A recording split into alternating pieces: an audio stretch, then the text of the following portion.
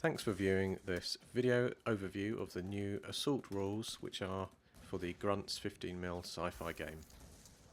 These are the optional advanced assault rules, and they add some more detail and reaction to an assault attack in the game.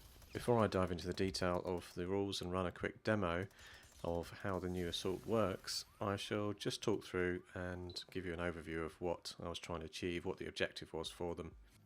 So the video at the moment is just me browsing around the table and looking at the miniatures. So with these advanced assault rules, I was trying to add a little extra level of realism and grittiness to the already simple process that you've got in Gruntz, which is hopefully a fun one for engaging and fighting 15mm skirmish battles.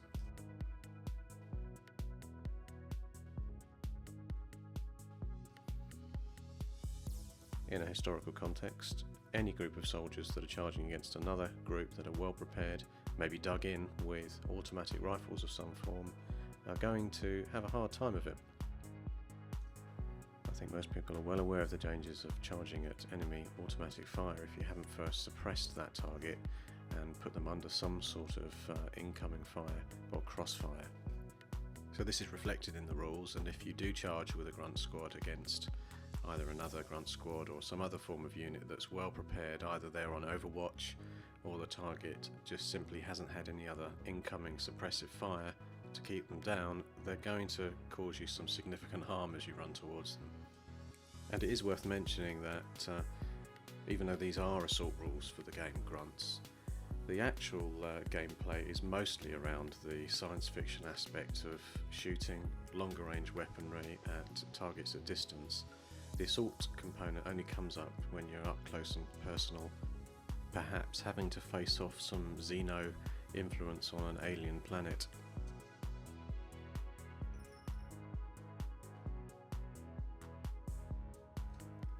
It's not always the last thing a squad's going to do, but if they have got effective long-range weaponry in hand, they're probably going to spend more time using that and keeping the enemy at bay before they go in there tooth and nail with knife, bayonet or whatever else they happen to have. Don't forget the aliens though. They do have teeth, claws, or whatever setting that you've gone for, where you might have something that's very tough in the assault mode but maybe not so skilled at using long-range weaponry because they're more primitive.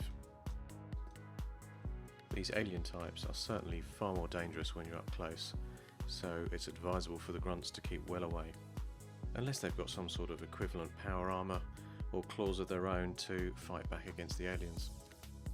So with no further chatting, I shall get straight into the action with an initial shoot from a Protoline Hunter battlesuit.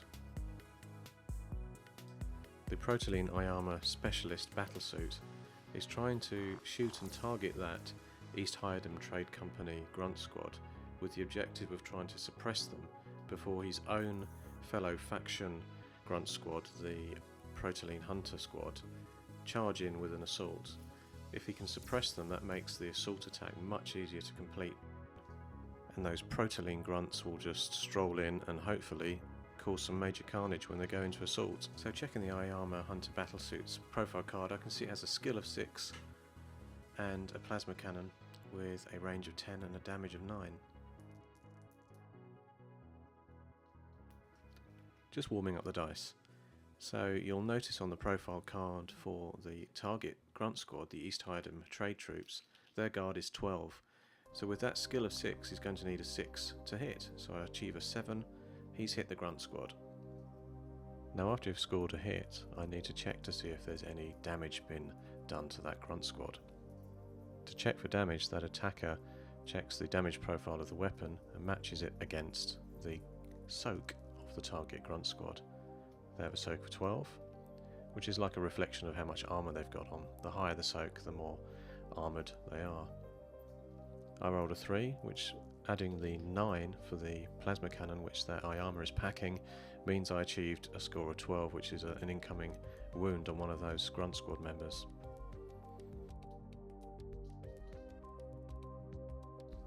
Okay, so that was one quick shot into the flank of that squad, and he's achieved a wound. So now I need to check to see if they succeed in brushing off the effects of incoming fire or if they get suppressed. So I'm rolling a mental check, and unfortunately they rolled over the mental statistic of their commander.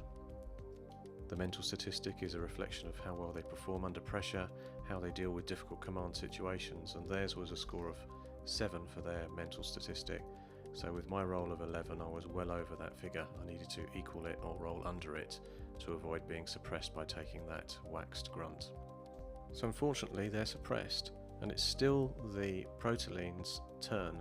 So they're now activating this squad which is ready at the base of the platform, and it consists of 4 remaining grunts. The new assault process is very simple, but to help new players I built a chart. I think, well, at least in playtesting, after you've run through this a couple of times you won't really need to look at the chart again, but it is a handy reference. Quite simply, I've activated the squad. I've just checked to see if the defender is suppressed. They are. And as a result, they are suppressed. The defender cannot react fire, so you go to the engage. The engage involves moving the attackers into base contact with the defenders that are within the 6 inches. You can actually pre-measure before you start an assault, but I'm just showing you here that they're within the 6 inches, and I'm going to move them up to engage.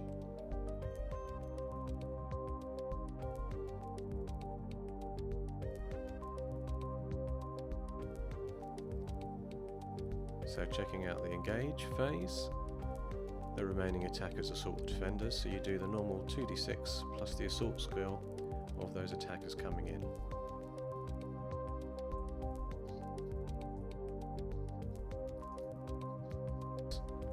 I can see I've got 4 attackers, so I've got my 4 sets of paired dice. My attacking assault skill of those Protoline is 5, and I know the guard of the East Highland trade troops is 12, so I'm going to need a 7 to hit. To speed things along, I rolled and I managed to wax 2 of the defending squad members with those 2 incoming hits.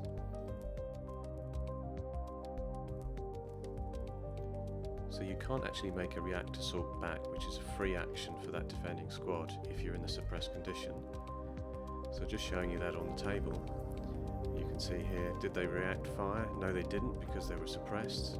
And were they in a suppressed condition? Yes, which means you go to the winners. So to find out who wins the assault, you just simply count up the total number of wax tokens on both sides, and the winner is the one with the least tokens. That defending grunt squad is now in trouble because they've lost the assault, and they will now have to make a mental check to confirm whether they can stay in the fight or whether they will go into condition brown, which means they'll run the full 8 inches away from the attacking grunts.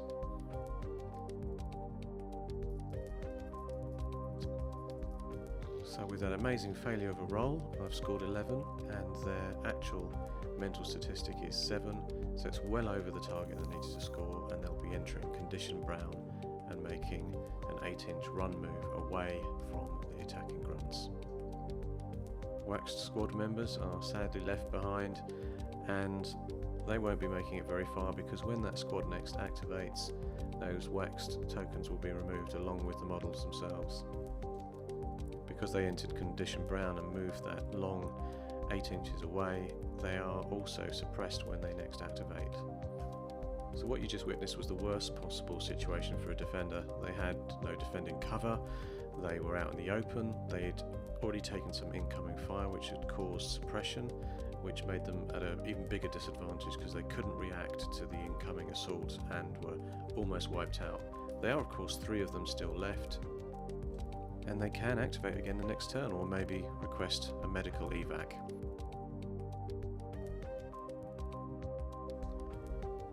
This next Gruntz assault example shows you where things can get a little bit dangerous and difficult for the assaulting unit.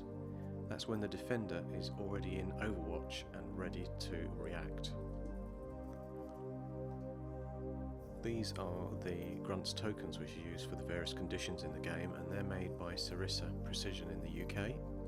And I mentioned in the shooting video how important it is to use matched pairs of coloured dice in Gruntz. It just speeds up the gameplay and and makes it very fast and swift to work out results when you just re-roll a paired set of dice, because everything's based on 2d6. So here are the East Hyadam Trade Company troops again. I'm using some models from Ground Zero Games. They're called the NAC models from Ground Zero Games, and they're facing off a set of Protoline Hunters from Critical Mass Games. It's a bit of a showdown. Because he's a bit of a crazy fool, the squad leader of the East Hyadam Trade Forces there decides that he's just going to assault and charge his men forward down that passageway, and of course those lucky Protoline forces are there waiting ready on Overwatch, which they were set to on their previous activation. It doesn't take long to learn that if you've got a defending Gruntz squad on Overwatch and you charge at them with an assaulting unit, that defender is able to shoot at the incoming Grunts. So they're not suppressed, they're in Overwatch, so the defenders get a react fire. This is a free action to take against the attacker, and here they go.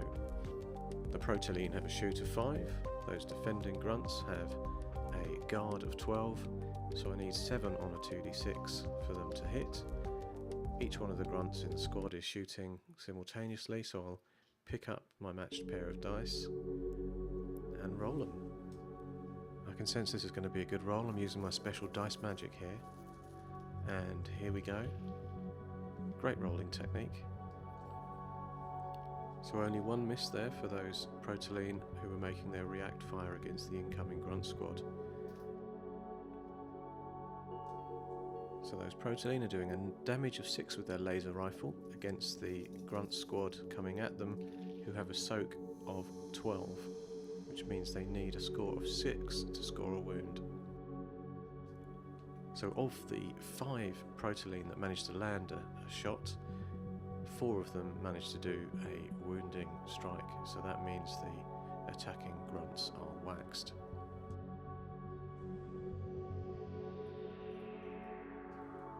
So I'm going to mark them with 4 waxed tokens, but in fact the remaining 2 still get to make their assault because they've managed to run through the hail of fire and engage with the target Protoline squad.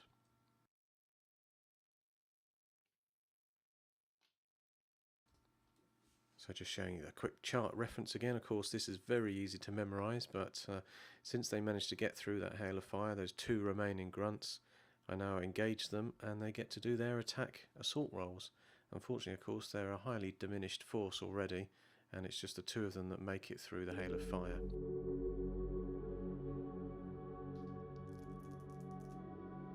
Roll. So now I know they need a target roll of 7 to be able to hit those defenders. 1 of them gets through, 1's a miss, so I'll just roll the damage roll for that, and I do know that I need a 6 on this or more, and that's definitely a wound, so I have waxed 1 of the defending squad.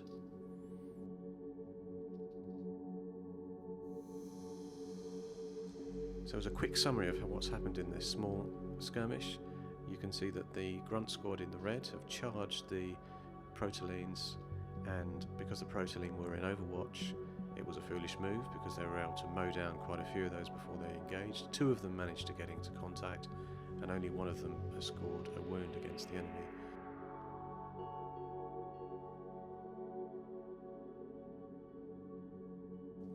So in fact it's the East Hyadam that have lost the most Grunts in that assault, and they now make a quick mental test, which I've rolled unfortunately over their mental score of 7, so they are now breaking and entering into Condition Brown. So they now enter Condition Brown, which means they're running away. You move them that full 8 inches again. Obviously you don't move any waxed members because they're laying around on the floor, nursing wounds and slowly dying. Grunts does contain rules for specialists like medics in the field, and also there are perks you can assign when you design your Grunts units to allow them to use things like life juice, which obviously in slang terms means coffee, but in Grunts games terms it means that there is an opportunity for them to heal 1 to 3 of the Grunt squads in one activation, but only once per game. So there are perks and things that do bring grunts back from the brink when they're waxed, which is why they need to be marked with a wax token rather than removed immediately from the table.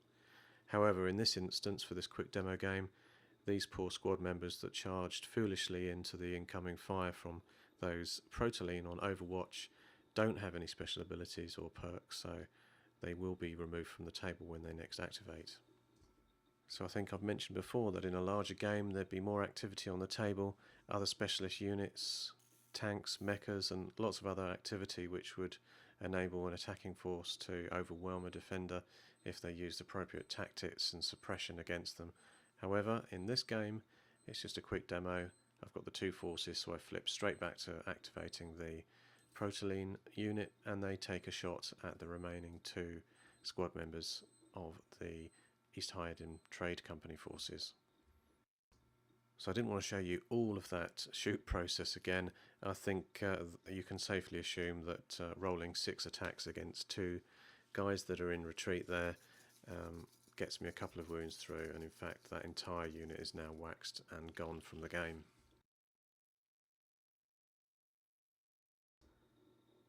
So far I've done a demo where I've shown a defending unit that was already in suppressed condition and how bad that can be for them when you charge in. I've also shown you what happens when you try and assault a squad that's in Overwatch and are ready for you to come in, which tends to be bad for the attacker. The other option, which I haven't shown you, is just a simple assault against a squad that's not in Overwatch and not suppressed. They actually have a chance to get a react fire against you, and they do that by making a mental test, and the full details of that are in the update for the rules.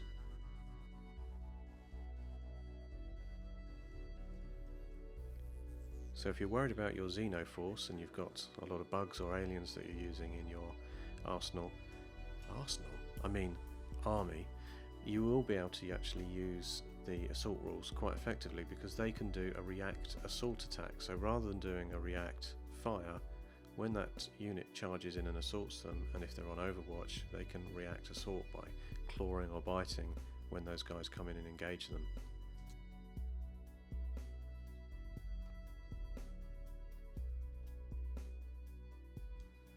I think I've probably packed enough into this YouTube update. If you've managed to survive to this point and still have any semblance of interest in these rules, I do really appreciate the fact that you've listened in, but I'm not going to show you this next assault which I ran through.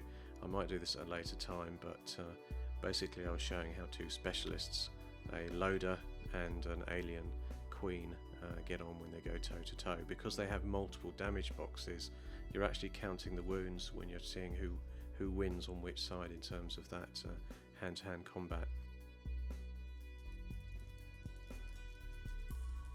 Assault isn't a massive part of Gruntz, but I wanted to make sure it was really soundly covered with a clear set of rules to cover the process that were quick to play. In fact, they're much quicker than what I showed you here because I had the camera in front of me. And once you've run through them a couple of times, you can memorise them really easily.